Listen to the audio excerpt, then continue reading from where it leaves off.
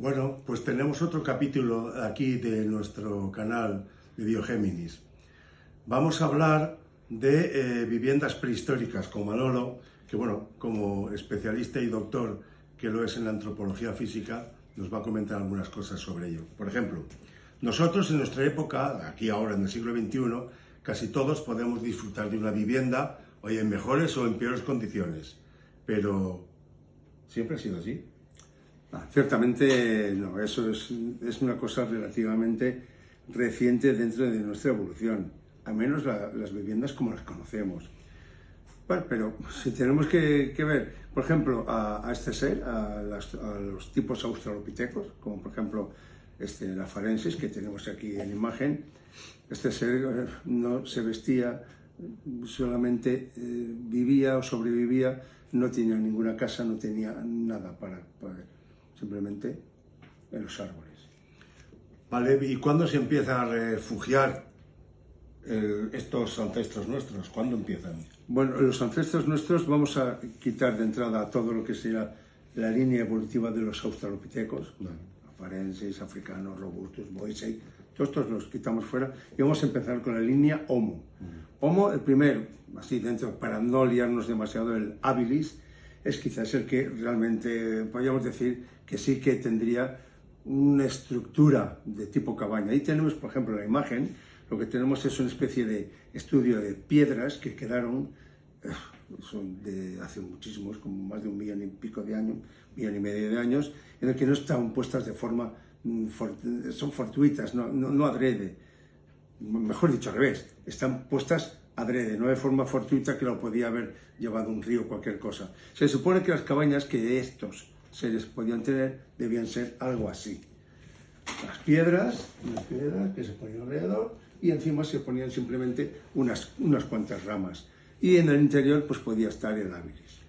Vale, ¿y qué hacían? ¿Cómo vivían para refugiarse estos primeros? Pues así, más o menos como estamos comentando. No tenían demasiada historia dentro de lo que sería esta propia cabaña. Pero, bueno, fue quizás más adelante, un tiempo más adelante, cuando las cosas empezaron un poco mejor. Vale, en la siguiente forma podríamos decir que se trata de una auténtica choza muy parecida a las que de hoy, incluso pueden aparecer estas chozas en la actualidad. Son parecidas a las de la actualidad, porque choza, al fin y al cabo, en este caso, como vemos aquí, es un erectus, un Homo erectus, en el que su interior había un palo central donde se apoyaban todas las ramas, pero había fuego en el interior. Un poquito peligroso eso, ¿no? Un poco peligroso, pero bueno, esto lo controlaban y se supone que esto estaba controlado. Posiblemente se les incendiaría mucho. Básicamente, como vemos, también son las piedras, pero teníamos otras zonas centrales también donde estarían las hogueras y un palo central que aguantaría todo. Esto es básicamente como debía ser las chozas del erectus. Vale, si avanzamos ahora un poquito en el tiempo, nos encontramos con unos seres bastante diferentes. El Homo neanderthalensis, o conocido vulgarmente como el hombre de Neandertal. Pregunta, sí. ¿Qué podemos indicar de él? Bueno, el hombre de Neandertal podemos decir que ya era una cosa bastante avanzada. Un ser que vivía hace unos 300, 400.000 años. Y desapareció pues hace unos 30 o 40.000. Bueno, este ser ya era el mejor cazador de todos los tiempos y sus cabañas ya eran mucho más sofisticadas. Como vemos en la imagen, lo que tenemos es pieles con fémures o incluso colmillos de mamut, donde se apoyaban perfectamente estas estructuras. En el interior podían vivir bastantes, como 8 o 10 neandertales. Tenemos, por ejemplo, otra imagen, por ejemplo esta de aquí, que también correspondería a Neandertal, el Homo neanderthalensis, en el que es una cabaña diferente, pero que normalmente se ponían al lado de los ríos o cerca de los ríos para tener la posibilidad del agua.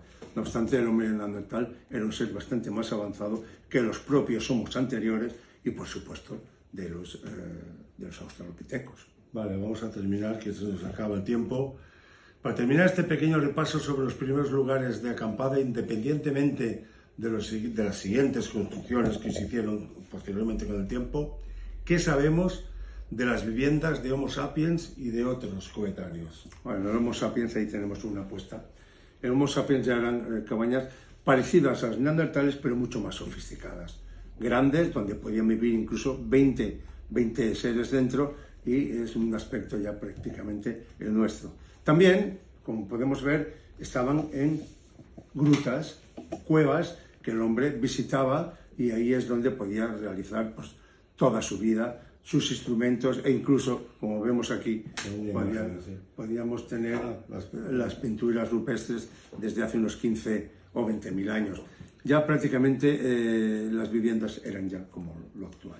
Vale, pues vamos a dejarlo aquí con nuestro tiempo cortito, y si os ha gustado, pues le dais al correspondiente botón para suscribirse y al like, si queréis, para mantener constante esto. Venga, hasta luego. Un saludo.